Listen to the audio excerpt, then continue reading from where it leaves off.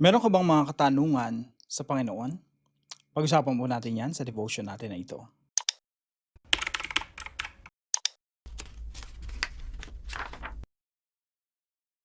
Magandang araw po sa bawat isa sa inyo. Welcome back to our 365 Daily Devotions Bible Characters Edition. Binabati ko po muna si Ma'am Chelsea Manuel, Jean Taglukop, and Marie Tatson. Maraming salamat po sa inyong pagsubaybay dito sa ating Daily Devotions. Ngayon po, ang pag-aaralan po natin ay patungkol po kay Propeta Habakuk. So, sino po ba si Habakuk? Who is he? He's a prophet of Judah who brought his questions about injustice and Babylon directly before God. So, noong mga panahon po ni Habakuk, no, punong-puno po ng injustices. Tandaan niyo po yung mga propeta ng Diyos, pinapadala niya para i-rebuke yung society as a whole. I-rebuke yung mga business people, i-rebuke yung mga nangaapi ng kapwa, i-rebuke yung hari, i-rebuke yung mga liderato ng templo, yung mga prinsipe, basically mga politicians nila during that time. At ang purpose po ng mga propeta ay i-realign or i-align yung people of God patungo sa kalooban ng Diyos. So, what is the meaning of his name? So, probably po embrace or one who embraces. Where did he prophesy? Siya po ay nagpropesiya sa Judah, likely Jerusalem. When did he prophesy? Nagpropesiya po siya noong 609 to 605 BC, shortly before Babylon's invasion of Judah. So right before Babylon came to invade Judah. Ano po yung main message? Trust God's sovereign justice. The righteous shall live by faith. Sa Book of Habakkuk po, ito po yung mga naka-highlights. Injustice, Habakkuk's question, Babylonian judgment, the righteous live by faith, hanggang New Testament po yan, hanggang sa mga sulat ni Apostol Pablo at napakalaki po na impluwensya niyan sa church history, lalo-lalo na kay Augustine, yung the righteous live by faith, hanggang kay Martin Luther. So, 5 woes, ito yung sagot ng Diyos, and then God's sovereignty, prayer, joy, and suffering. So, ito po yung mga quotations po sa New Testament. So, si Habakuk po, siya po yung nagpropesiya. Ito po si Habakuk. Nagpropesiya po siya nung patapos na yung mga hari ng Judah. Talagang malapit na kay Zedekiah, judgment na. At yung Babylon ay wawasakin na yung templo ng Jerusalem. So, tingnan po natin yung mga unang mga verses ng Habakuk. So, let's read from verse 1 hanggang 3. The prophecy that Habakkuk the prophet received. Ito po yung reklamo niya sa Panginoon, no? Sabi niya, "How long, O Lord, must I call for help, but you do not listen?" I'm sure marami po sa ating nakaka-relate patungkol po dito, no? Marami po sa ating nananalangin pero parang, "Lord, asan yung sagot niyo? O Lord, ang tagal ng sagot niyo. O Lord, ano bang ginagawa niyo? Are you even listening?" Sometimes God feels so distant, parang ang layo-layo ng Diyos. O Panginoon, hanggang kailan ako hihingi ng tulong at hindi mo papakinggan? Yan po yung unang mga lumabas sa bibig ni Habakuk. Now, ito po yung mga katuruan natin ngayong araw. Number 1 po, God's silence is not God's absence. Yung silence ng Diyos, hindi po ibig sabihin, wala yung Diyos o hindi nakikinig ang Diyos o walang malasakit ang Diyos.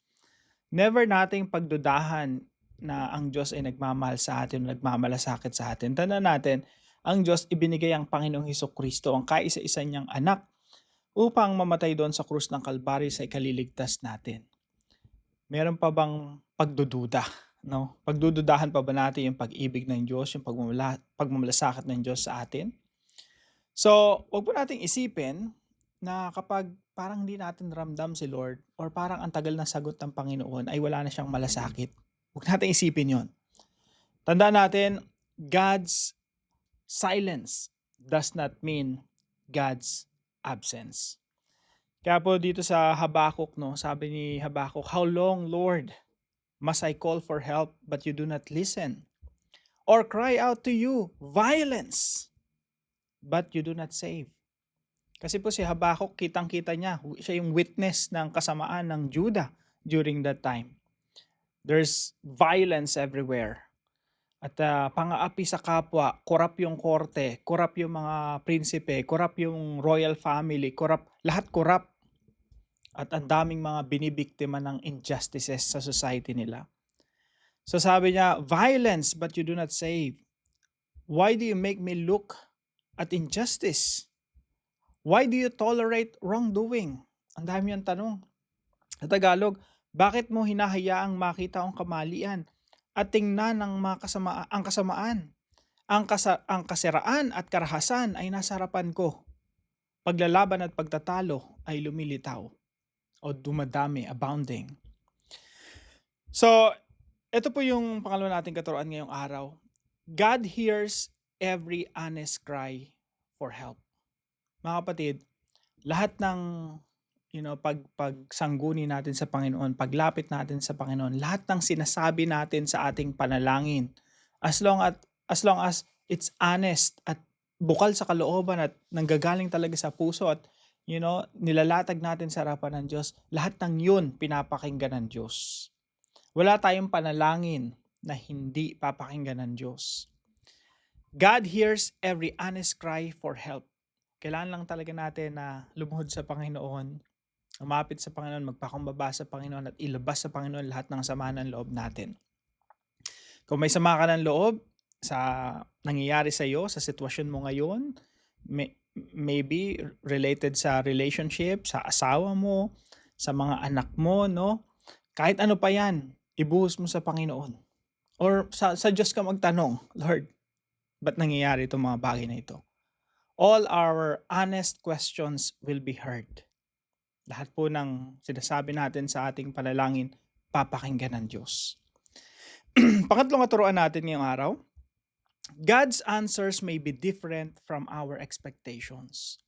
Tingnan niyo po, sa usapan po ni Habakuk tsaka ni God, sumagot yung Panginoon eh.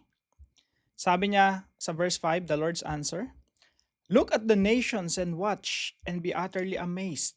For I'm going to do something in your days that you would not believe even if you were told.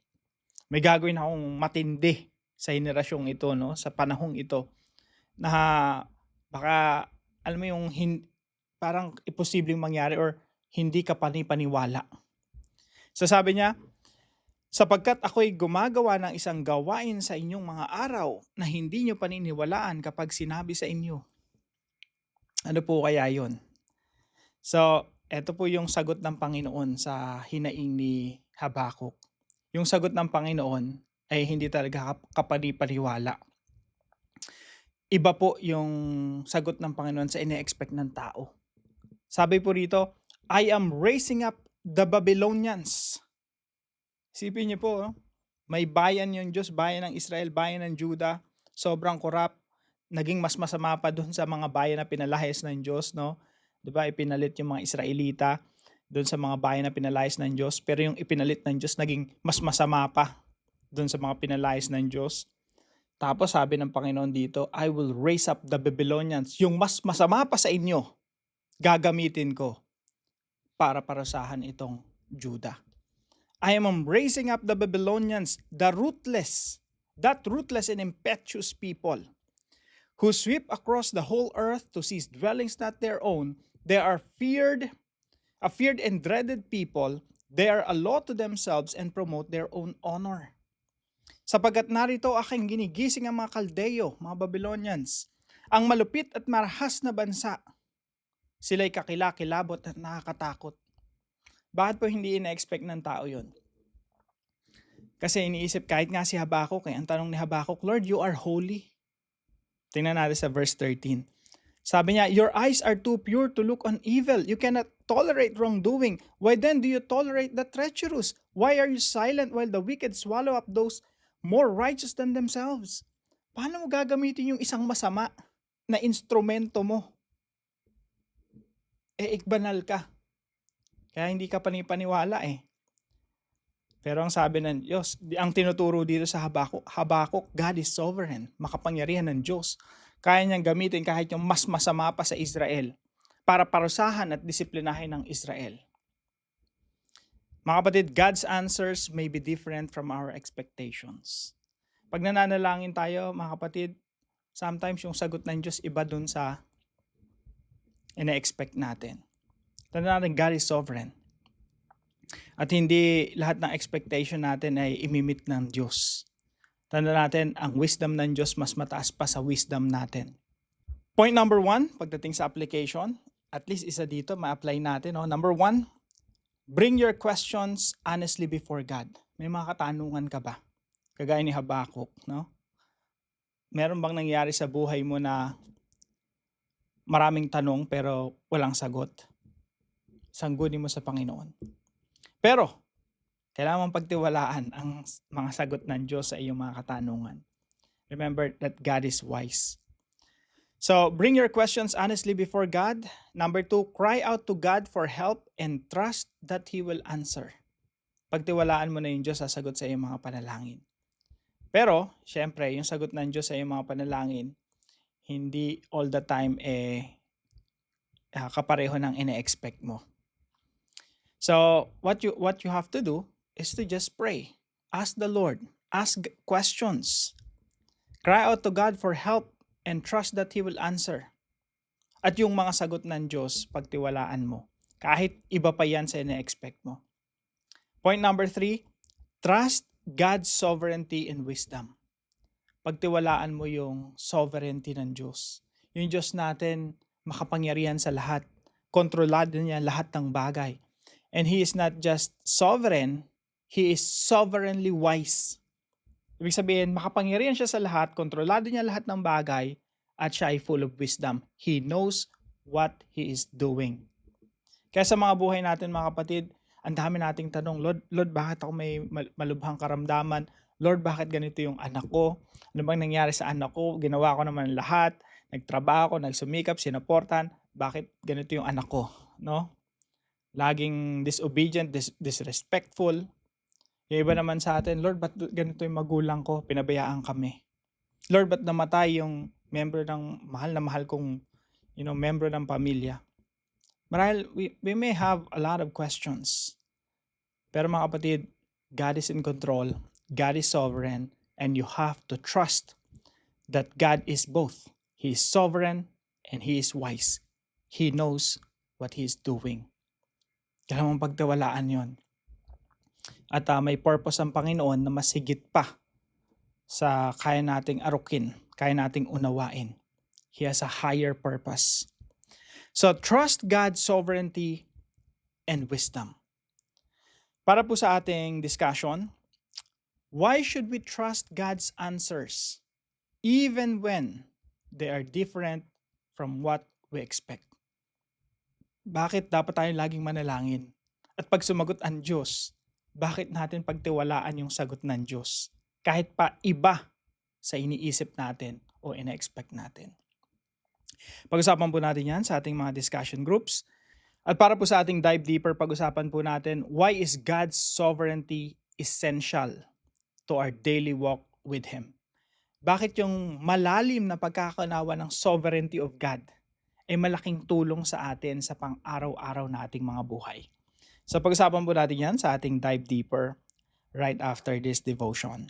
Tayo po'y manalangin.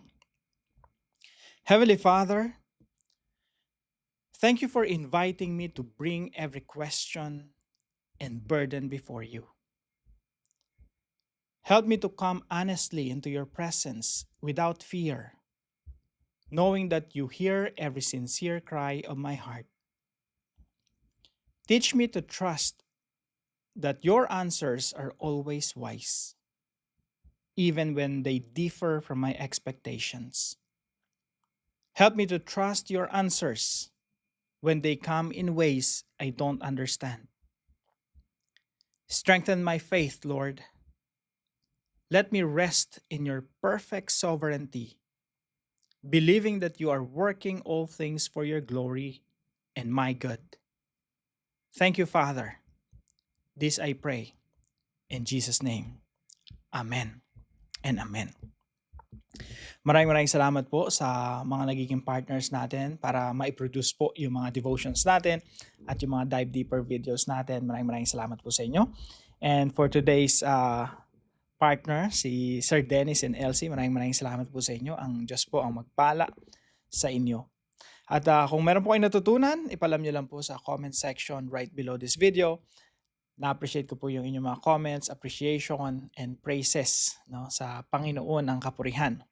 At wag po natin kalimutan, ibahagi po natin yung mga devotions natin sa ating mga mahal sa buhay, mga kapatid, no, mga kaibigan, and i-discuss nyo na rin yung mga discussion questions natin, no, para sabay-sabay tayong lalago sa ating pananampalataya. Yun lamang po, ang Diyos po ang magbigay ng productivity and success sa bawat isa sa atin ngayong araw. Magkita-kita po muli tayo bukas, 5:00 ng umaga dito sa ating Daily Devotions.